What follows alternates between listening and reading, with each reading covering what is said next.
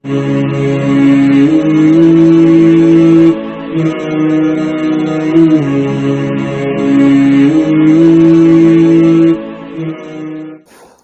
و نصلی علی رسولہ الکریم، اما بعد، اعوذ باللہ من الشیطان الرجیم، بسم اللہ الرحمن الرحیم۔ لقد کان لکم فی رسول اللہ اسوۃ حسنہ، صدق اللہ العظیم۔ اللہم صلی علی محمد وعلی آل محمد کما صلیت علی ابراہیم وعلی آل ابراہیم انک حمید مجید۔ اللہم بارک علی محمد وعلی آل محمد کما بارکت علی ابراہیم وعلی آل ابراہیم انک حمید مجید۔ غزوہ احد کی بات چل رہی ہے، اور گزشتہ نشست میں بات یہاں تک پہنچی تھی کہ نبی کریم صلی اللہ علیہ وسلم اور صحابہ کرام کو اس میدان کے اندر ایک طرح سے فتح کے آثار نظر آنے شروع ہو گئے تھے، اور صحابہ کرام کا وہ 50 لوگوں کا دستہ جو تیر انداز تھے، ان کو نبی کریم صلی اللہ علیہ وسلم نے ایک پہاڑی کے اوپر مقرر فرمایا تھا، اور آپ نے ان کو بار بار تاکید فرمائی تھی کہ یہاں سے نہ اترنا۔ لیکن کفار کو بھاگتا ہوا دیکھ کر اور مسلمانوں کو مال غنیمت لوٹتے ہوئے دیکھ کر وہ لوگ جلد بازی میں نیچے اتر آئے، جس کے نتیجے میں خالد بن ولید نے اس جگہ کو دیکھ کر وہاں پر اپنے کچھ لوگوں کو بٹھا دیا۔ عبداللہ بن جبیر ان کے کچھ 9-10 ساتھی جو وہاں پر اوپر موجود تھے، ان سب کو شہید کر دیا، اور جہاں سے مسلمان تیر اندازی کر رہے تھے وہاں سے خالد بن ولید نے تیروں کی بوچھار شروع کر دی۔ بات یہاں تک پہنچی تھی، آج انشاءاللہ اس سے آگے کی بات شروع کرتے ہیں۔ دیکھیے، اس کے نتیجے میں ایک تو یہ ہوا کہ اوپر سے تیر آنے لگے، اور دوسرا مسلمانوں کے اوسان ایسے خطا ہو گئے کہ نبی کریم صلی اللہ علیہ وسلم کے شہید ہونے کی، قتل ہونے کی معاذ اللہ افواہ پھیل گئی، جس کے نتیجے میں جو رہی صحیح کسر مسلمانوں کے اندر بچی تھی، صحابہ کرام کے اندر بچی تھی، وہ بھی ختم ہو گئی، اور بالکل تیتر بٹیر کی طرح ان لوگوں کو جو ہے مشرکین مکہ نے پھر نوچ نوچ کے ایک طریقے سے کہا، سمجھ لیجیے جیسے جانور اپنے شکار کو کھاتا ہے نا، ایسے صحابہ کرام کے اوپر بہت بری طریقے سے حالات بدل گئے۔ مسلمانوں کی صفیں ٹوٹ گئیں، حالات بکھر گئے، اور یہی نہیں پتا کہ کدھر جانا ہے، کوئی ادھر گیا، کوئی ادھر گیا، کوئی آگے گیا، کوئی پیچھے گیا، بس جس کا جدھر منہ پڑ رہا تھا صحابہ کرام ادھر جا رہے تھے، کیونکہ نبی کریم صلی اللہ علیہ وسلم کی شہادت کی خبر پھیلنے کے بعد صحابہ کے اندر کچھ بھی نہیں بچا تھا، کوئی معاملات ہی نہیں بچے تھے۔ لیکن نبی کریم صلی اللہ علیہ وسلم تو بہرحال شہید نہیں ہوئے تھے، آپ صلی اللہ علیہ وسلم ایک موقع پر ایک جگہ موجود تھے۔ کچھ صحابہ ایسے تھے جن کو اس گھمسان کے اندر نبی کریم صلی اللہ علیہ وسلم کی موجودگی کی خبر تھی، ان کو پتہ تھا کہ اللہ کے رسول ہیں، لہٰذا کچھ 14 صحابہ کرام کا نام آتا ہے کہ انہوں نے جو ہے وہ وہاں پر کھڑے ہو کر نبی کریم صلی اللہ علیہ وسلم کو گھیر لیا، اور ان 14 میں سے 7 مہاجر تھے اور 7 انصار تھے۔ مہاجر صحابہ میں سے ابو بکر صدیق رضی اللہ تعالیٰ عنہ، حضرت عمر فاروق رضی اللہ تعالیٰ عنہ، حضرت عبد الرحمن بن عوف، حضرت سعد بن ابی وقاص، حضرت طلحہ، حضرت زبیر اور حضرت ابو عبیدہ بن الجراح، یہ 7 مہاجر صحابہ تھے۔ اور مزیدار بات یہ ہے کہ یہ 7 کے 7 صحابہ عشرہ مبشرہ میں سے ان میں حضرت علی کا نام نہیں ملتا۔ حضرت علی کا نام اس لیے نہیں آتا، میں نے کل بتایا تھا آپ کو کہ مصعب بن عمیر جو نبی کریم صلی اللہ علیہ وسلم کے مشابہ تھے، اور انہی کے انتقال کی وجہ سے اللہ کے رسول کی شہادت کی خبریں پھیلی تھیں۔ دراصل اس لشکر کا جھنڈا نبی کریم صلی اللہ علیہ وسلم نے مصعب بن عمیر کو دیا ہوا تھا، وہ اس لشکر کے علم بردار تھے۔ جب ان کا انتقال ہوا ہے، وہ شہید ہوئے ہیں، تو ان کا جھنڈا حضرت علی نے لے لیا تھا، اور اب لشکر کا جھنڈا، لشکر یعنی کہ جھنڈا، یہ سمجھ لیں جھنڈا جو ہوتا ہے نا، یہ ایک طریقے سے لشکر کے میدان کے اندر باقی رہنے کی جو ہے وہ ہوتی ہے ہمت۔ اگر لشکر کا جھنڈا نظر آ رہا ہے تو لشکر لڑتا رہے گا، اور اگر جھنڈا گر گیا تو بس سمجھ لو شکست ہو گئی۔ تو جھنڈا نہیں گرنے دیا جاتا تھا اس زمانے میں جب لڑائی ہوتی تھی، تو یہ جھنڈا مصعب بن عمیر کے ہاتھ میں تھا۔ جب وہ شہید ہوئے تو حضرت علی نے اٹھا لیا، ایک ہاتھ میں جھنڈا ہوتا تھا اور ایک ہاتھ سے لڑائی ہوتی تھی، تو لہٰذا ان کے ہاتھ میں کیونکہ جھنڈا تھا لشکر کا، اسی لیے نبی کریم صلی اللہ علیہ وسلم کے ان 7 لوگوں کے ساتھ نہ آ سکے، لیکن بہرحال لڑ رہے تھے، اور مصعب بن عمیر بھی بڑی زبردست جانبازی کے ساتھ لڑتے لڑتے شہید ہوئے۔ تو یہ 7 مہاجر صحابہ۔ اچھا، 7 انصاری صحابہ جن میں سے ایک کا ذکر آ چکا، نبی کریم صلی اللہ علیہ وسلم نے فرمایا کون اس تلوار کا حق ادا کرے گا؟ ابو دجانہ۔ ان کے بارے میں آتا ہے کہ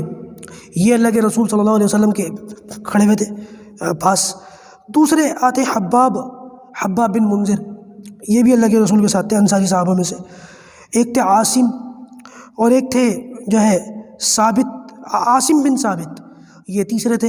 اور چوتھے تھے سہیل بن عنیف، اس کے بعد تھے سعد بن معاذ، اور اس کے بعد تھے اسید بن عزیر۔ یہ 7 انصاری صحابہ، 7 مہاجر صحابہ، 7 انصاری صحابہ، ان 14 لوگوں نے نبی کریم صلی اللہ علیہ وسلم کے چاروں طرف ایک حصار قائم کر لیا۔ آپ صلی اللہ علیہ وسلم کے چاروں طرف گھیرا بنا کر کے کھڑے ہو گئے کہ اللہ کے رسول صلی اللہ علیہ وسلم کی طرف کوئی تلوار، کوئی نیزہ، کوئی تیر نہ آ جائے۔ اچھا جی، اس لڑائی کے اندر ایک صحابی ہے زیاد بن سخن، لڑتے لڑتے شہید ہو گئے۔ میں بتا رہا ہوں نا کہ میں نے ایک ایک کا نام لے کر کے آج بتاؤں گا میں آپ کو کہ کس طریقے سے صحابہ کرام کے اوپر پھر مصیبت ٹوٹی ہے۔ تیر بھی آ رہے تھے اوپر سے خالد بن ولید کی طرف سے۔ تو جب زیاد بن سخن جو ہے ان کے انتقال کا وقت آیا، بہت بری طریقے سے یہ شہید ہوئے، بہت بری طریقے سے زخمی ہوئے، اور زخمی ہونے کے بعد جب ان کی آخری سانسیں چل رہی تھیں، آخری وقت تھا ان کا، نبی کریم صلی اللہ علیہ وسلم ان کو دیکھ لیا۔ آپ نے صحابہ کو حکم دیا کہ زیاد کو میرے پاس لے کر کے آؤ۔ اسی آخری حالت میں جب کچھ سانسیں بچی تھیں، ان کو اٹھا کر کے نبی کریم صلی اللہ علیہ وسلم کے پاس لا کر کے لٹایا گیا۔ اللہ کے رسول دیکھ کر کے ان کو رو پڑے۔ انہوں نے آپ صلی اللہ علیہ وسلم کا پیر لیا اور اپنے گال پر رکھ لیا، پیر مبارک اللہ کے رسول کا، اور اس حالت میں انتقال ہو گیا۔ اسی حالت میں اللہ سے جا ملے۔ یہ جو 7 انصاری صحابہ ہیں، اس میں ابو دجانہ کے علاوہ سارے ایک ایک کر کے شہید ہوئے ہیں جن کے میں نے نام لیے۔ نبی کریم صلی اللہ علیہ وسلم پر ایک ایک کر کے ان کی جو ہے ایک صحابی آتے تھے، ان کا وہ شہید ہوتے تھے، پھر دوسرے آ جاتے تھے ان کی جگہ، پھر وہ شہید ہوتے تھے۔ بس ابو دجانہ جو ہے ان کو اللہ تعالیٰ نے باقی رکھا، باقی کے جتنے لوگ تھے وہ سارے کے سارے شہید ہوئے۔ اس موقع پر نبی کریم صلی اللہ علیہ وسلم جو ہے اپنی سواری پر تھے، خچر تھا یا گدھا تھا، اس کے اوپر بیٹھے ہوئے تھے۔ تو ایک شخص ہے، اس نے نبی کریم صلی اللہ علیہ وسلم کو دیکھ لیا، چاروں طرف صحابہ بیٹھے کھڑے ہوئے،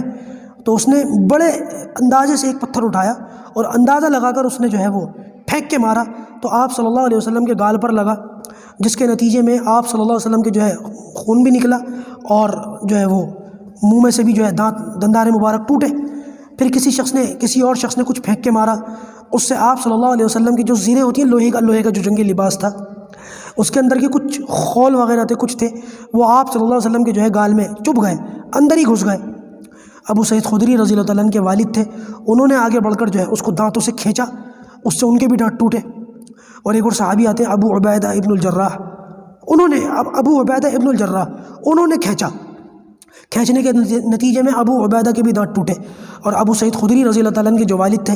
غالباً مالک بن سنان، پتہ نہیں میں بھول گیا نام ان کا، انہوں نے جب وہ ابو عبیدہ نے وہ کھینچا تو خون نکلا، تو ابو سعید خدری کے جو والد تھے انہوں نے آگے بڑھ کر نبی کریم صلی اللہ علیہ وسلم کے یہاں پر بوسہ لیا، اور جتنا خون بہ رہا تھا وہ سارا چوس لیا، پی لیا۔ آپ صلی اللہ علیہ وسلم نے فرمایا کہ نبی کا خون تمہارے اندر گیا ہے، اب جہنم کی آگ تم پر حرام ہو گئی، جہنم کی آگ اب تمہیں جلا نہیں سکتی۔ یہ خوشخبری دی۔ بہرحال اس موقع پر پھر نبی کریم صلی اللہ علیہ وسلم کے لیے حضرت طلحہ پھر آ گیا ہے، اور حضرت طلحہ نے اس موقع پر آپ صلی اللہ علیہ وسلم کے لیے بہت زخم کھائے، بہت زیادہ حق ادا کر دیا۔ اور نبی کریم صلی اللہ علیہ وسلم جیسے کہ میں نے بتایا دانت ٹوٹ گئے، سر بھی پھوٹ گیا، اور یہاں سے بھی جو ہے وہ خول نکالے، یہاں سے بھی خون بہنے لگا، اور آپ صلی اللہ علیہ وسلم اس پتھر کی تاب نہ لا سکے، اور اللہ کے رسول سواری پر تھے، گرے۔ ابو عامر جس کا میں نے کل ذکر کیا تھا، بڑا راہب اور متقی عالم سمجھا جاتا تھا، اس شخص نے صحابہ کرام کے لیے گڈھا کھود رکھا تھا۔ اس گڈھے میں نبی کریم صلی اللہ علیہ وسلم گرے تو وہ گردن پر لگا، اور گردن پر لگا تو آپ صلی اللہ علیہ وسلم بے ہوش ہو گئے۔ یہ وہ موقع تھا کہ مصعب بن عمیر بھی شہید ہوئے تھے اور اللہ کے رسول بھی بے ہوش ہوئے تھے، جس کے نتیجے میں اللہ کے رسول نہیں ملے۔ صحابہ کرام آواز لگا کے پوچھتے تھے اللہ کے رسول کہاں ہیں، اللہ کے رسول کہاں ہیں، آپ تو بے ہوش ہو کے پڑے ہوئے تھے۔ تو لہٰذا یہ مشہور ہو گیا کہ آپ صلی اللہ علیہ وسلم جو ہے وہ معاذ اللہ شہید ہو گئے۔ یہاں سے پھر صحابہ کرام کا مورل ڈاؤن ہوا ہے۔ کچھ دیر کے بعد اللہ کے رسول کو ہوش آیا، بعض روایت کے اندر آتا ہے کہ آپ نے بددعا فرمائی،